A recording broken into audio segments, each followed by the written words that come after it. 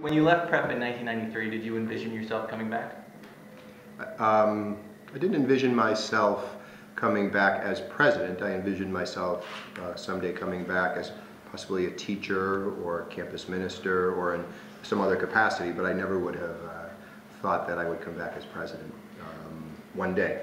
What did you do immediately preceding presidency?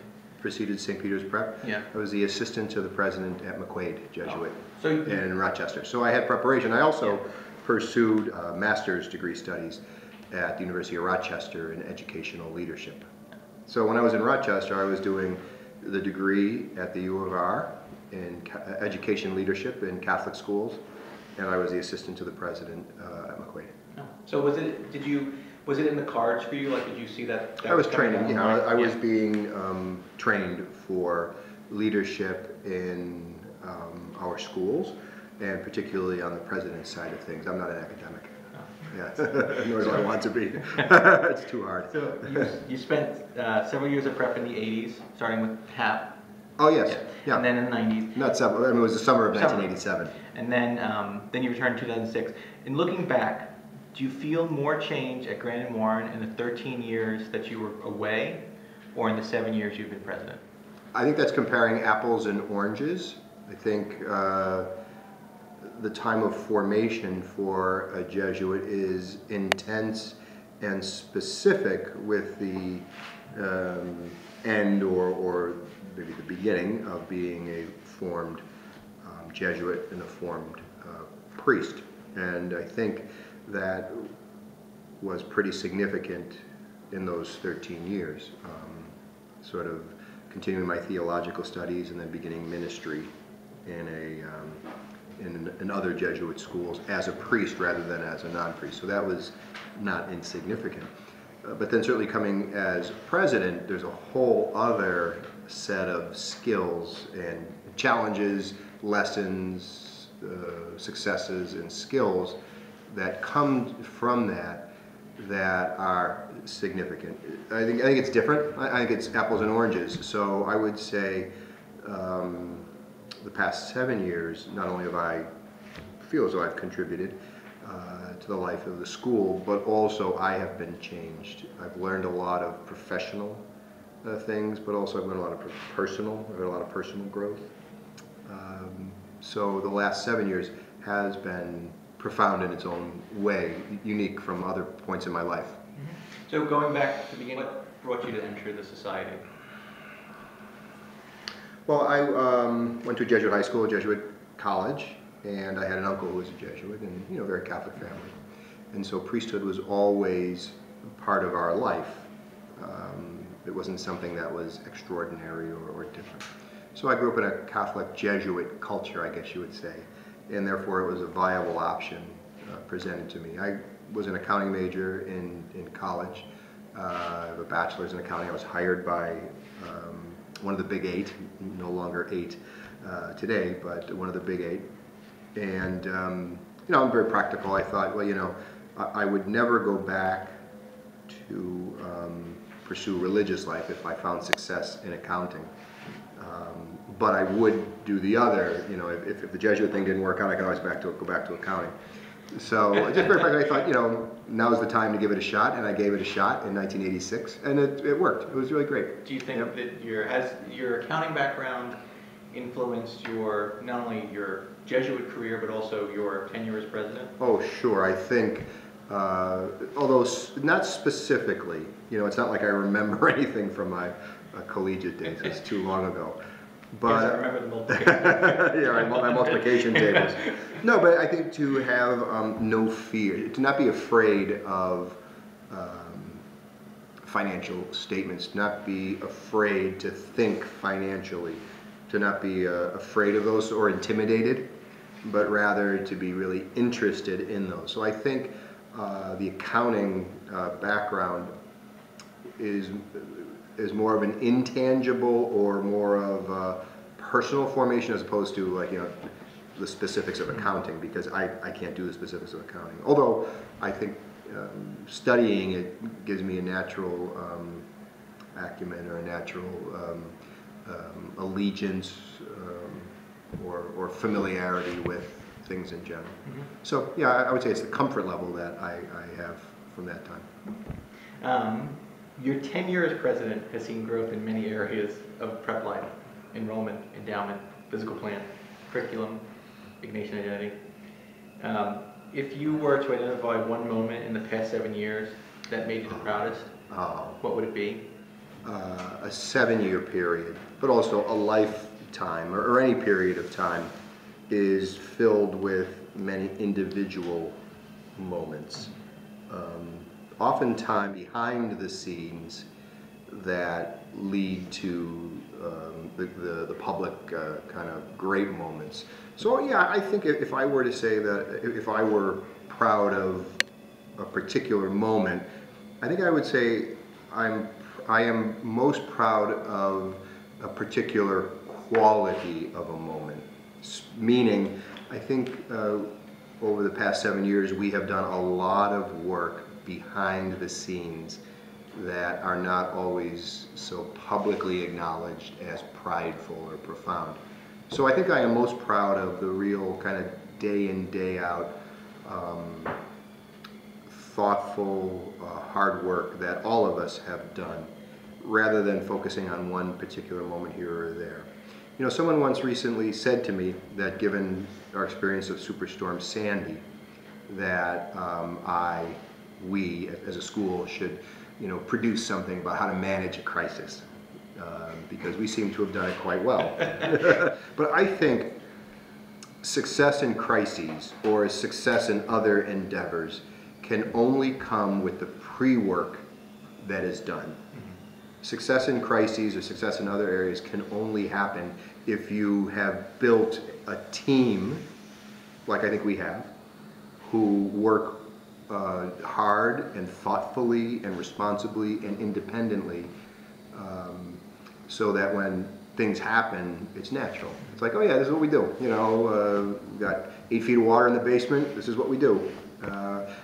Rather than, oh my God, we have 8 feet of water in the basement, let's do something about it. So I am most proud of the team building, of the people, of the structures, of the thoughtfulness of what we have been doing over the past 7 years, which has led to moments that are more public, but about which I am equally proud as the non-spoken one. So, you get a great gift from someone, you build a building, you see the kids excel in something, there's great things that go on, but so much goes into that in preparation for it, so much goes into making that happen. Or maybe you could say those things emerge out of what's happening on a day-to-day basis. And so I am most proud of what has happened on a day-to-day basis in the life of the school over the past 7 years. And then the valley to that mountain, was there a moment that you felt was most challenging for the school or you personally in the past 7 years? Well, I think change and adapting to the signs of the times and thinking and discerning how to respond to trends, figuring out how, in planning on how to move forward, while at the same time moving forward on a foundation. I think it's easy to change nothing, and it's easy to change everything. The hard part is how do we move forward with our integrity intact, but maybe manifesting or enlivening or enfleshing who we are, but in the current context, rather than in a context that doesn't really exist anymore. So, the challenge, change is hard, change is difficult, and I think, how that happens is equally important as what happens. And I think that can be challenging, but it can also, as a result, be very life-giving as well. Now, something that I've seen, and I think other people would also categorize, your 7 years, one of the key points of your 7 years has been our financial assistance program. in terms of its expansion, new initiatives, things like the gala. That's kind of been, and not only just the actual dollars that we give out, but I think we're more cognizant of recognizing need and responding to that need of students. And in your view, how does working to keep prep affordable for students strengthen our overall mission?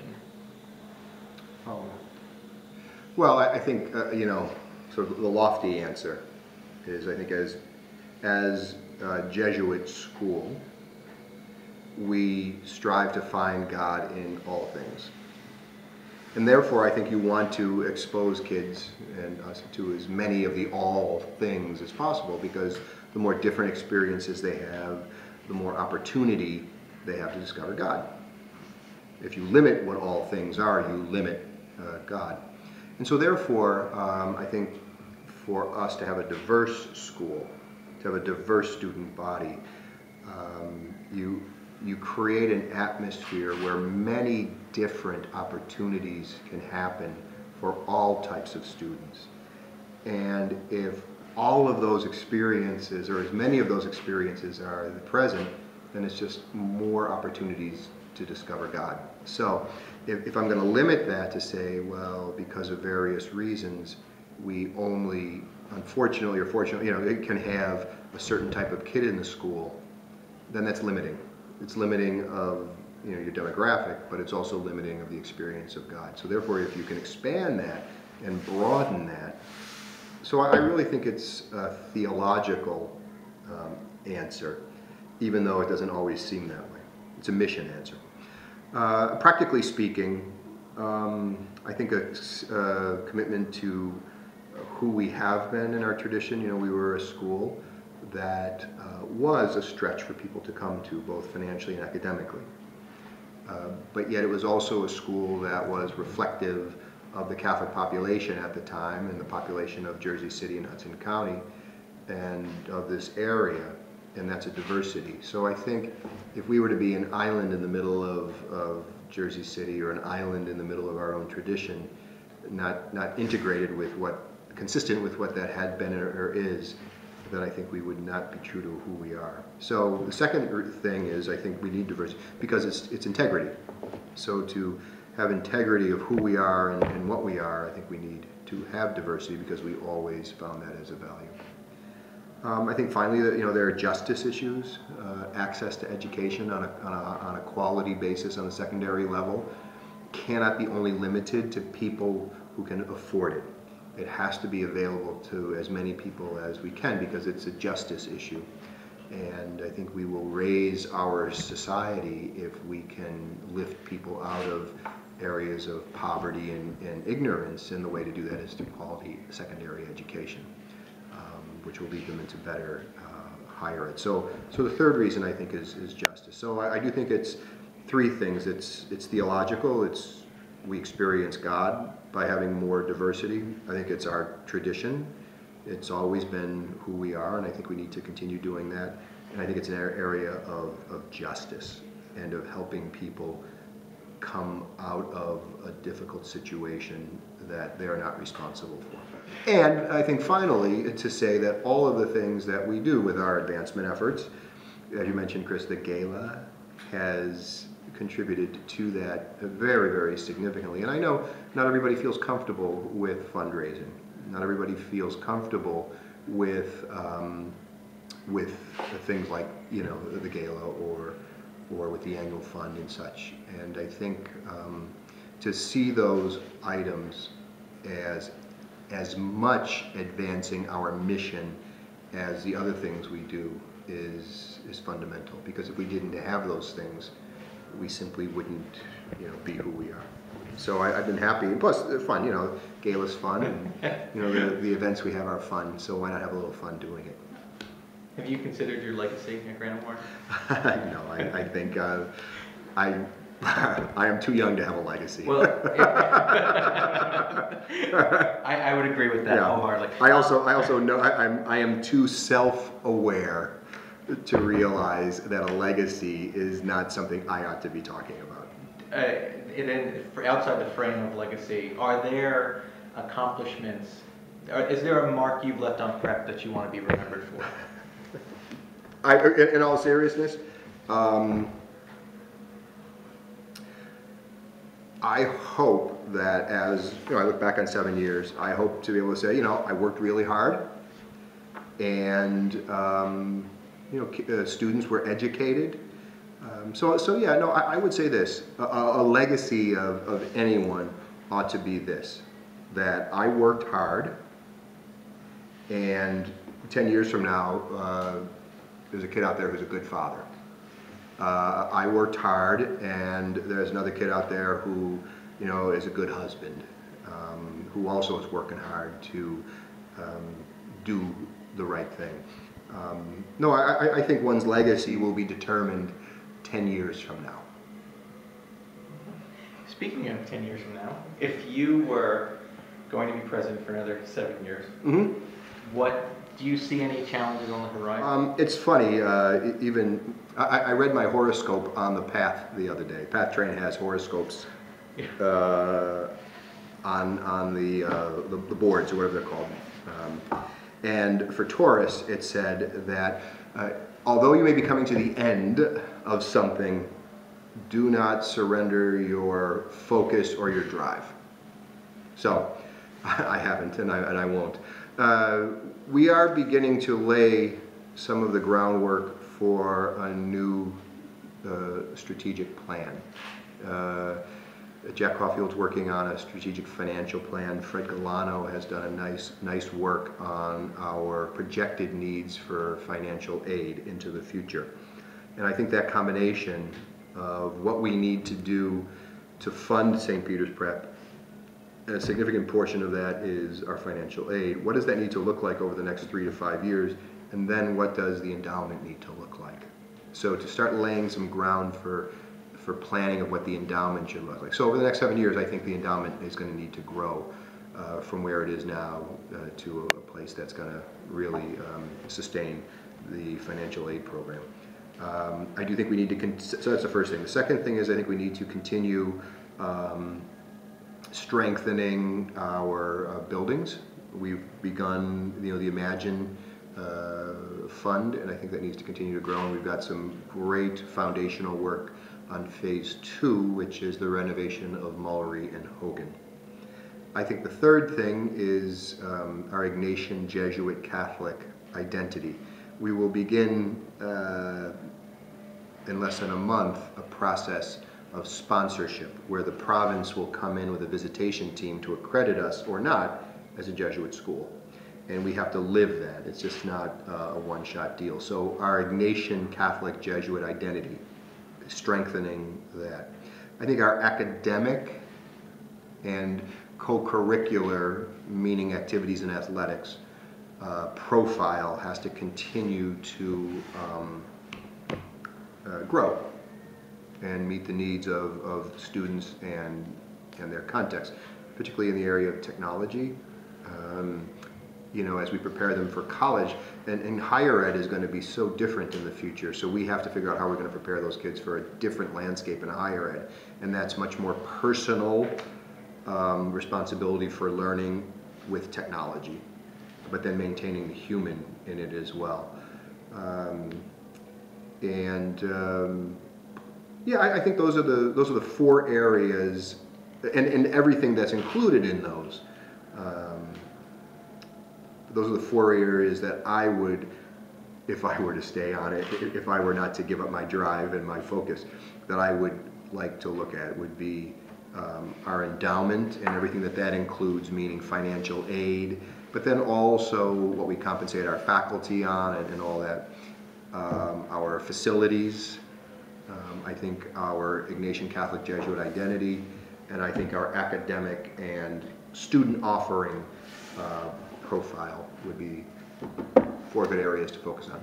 And what are prep strengths in general? Like if you had to pick out some more. From those 4 or in general? In general, if looking forward to if you were going to be president for another 7 years, you would be hopeful because we have the following strengths. Yeah. Well, I always thought when I was teaching here in the 90s that the best descriptor of prep students is that they are aggressively friendly. I do think there is something here at prep that continues with that. I was speaking with Trish Fitzpatrick, who is in our admissions office, the other day, and she was saying, you know, there's a student who comes from a town that is adjacent to one of our competitor schools. And she asked, you know, like, why didn't you go there? You know, why are you bypassing, you know, school X to come to prep? And they said, well, you know, they're coming to St. Peter's Prep because at prep they found community. And it's the intangible,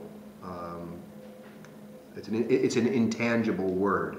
But I think if we can continue fostering the growth of our community into the future, and I think we have the right mix of students, we have the right type of students, aggressively friendly, we've got very dedicated faculty, staff, alumni, parents, friends. I think there's something about prep, the diversity, the urban, I think all that contributes to the sense of community that has been fostered throughout the years and that we continue to foster here at the school. At any point, do you think that your Buffalo accent was a hindrance in Hudson County? No, in many ways, I think it helped me because it broke the ice a lot of times. When I was teaching algebra, the students would never let me use X's and Y's. I always had to use R's and A's because they liked the sound of the accent, which I think then did break some ice and built more human relationships rather than, you know, a Jesuit overlooking. Any final thoughts? I would say this. This is my final thought. I do believe that the next 3 to 5 years will be very important to a school like St. Peter's Prep. And I think we are positioned very strongly at this point to really dive into those next 3 to 5 years in a way that will maximize those next 3 to 5 years. And I think this is Prep's moment in a lot of ways. You look at the vibrancy of our neighborhood, the transportation that's here, the quality of our students, the quality of our faculty, the generosity and dedication of our alumni, just so many things are going in our direction. And it's not all easy. So we do have our struggles and our challenges, you know, 8 feet of water in a basement. But I think this is our moment, and I think we're positioned very well at this point to really grasp the best of those next 3 to 5 years, because I don't know that I think the landscape, as I said, the landscape in higher ed is changing so rapidly that we are going to be affected by that and a lot of other global, if not national or local issues. And then, you know, you throw the church in there and all the things that are going to be happening. So you've got this whole moment of change that's happening, and I think we are positioned very, very well to get the best out of it at a school like Prep. So I'm excited about the future of St. Peter's Prep. I really am. And I think my successor is a very, very qualified person with tremendous experience and gravitas, and but also good cheer and good humor, and also great pastoral sense. And so I think I have nothing, I look forward to reading or living vicariously the successes of St. Peter's Prep over the next 3 to 5 years. Thank you very much, Brother Reiser. You got it, thank you.